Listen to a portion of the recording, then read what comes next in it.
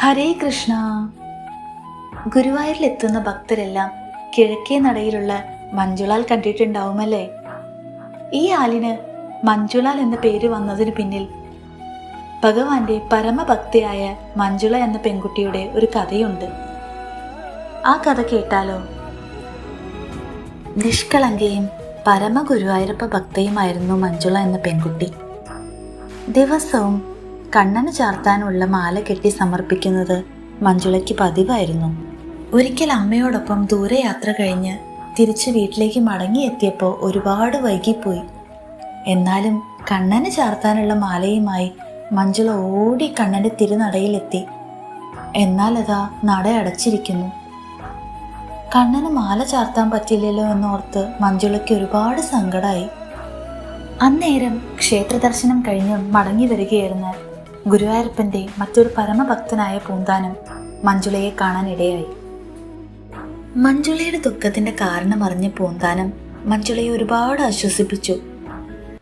എന്നിട്ട് തൊട്ടടുത്തുള്ള ആൽമരം ചൂണ്ടിക്കാണിച്ച് ആ ആലിൻചോട്ടിൽ കണ്ണനായി കൊണ്ടുവന്ന മാല ഭഗവാനെ മനസ്സിൽ ധ്യാനിച്ച് ചാർത്തിക്കൊള്ളാനും പറഞ്ഞു.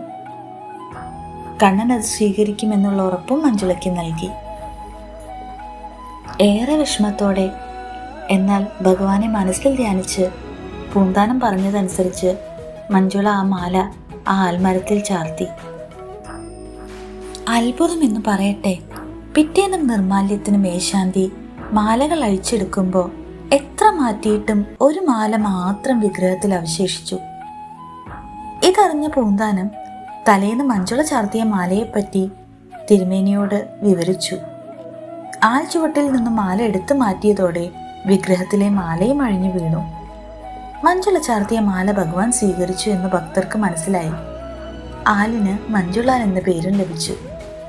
ആത്മാർത്ഥവും നിഷ്കളങ്കവുമായ ഭക്തിയോടുകൂടി കണ്ണനെ മനസ്സിൽ ധ്യാനിച്ച് ആ ആൽമരത്തിൽ മഞ്ജുള ചാർത്തിയ ആ തുളസി മാല കണ്ണൻ മനസ്സാൽ സ്വീകരിച്ചു എന്നുള്ളതിനുള്ള തെളിവാണ് ഇന്ന് നമ്മൾ ഗുരുവായൂർ കിഴക്കേ നടയിൽ കാണുന്ന മഞ്ജുളാൽ.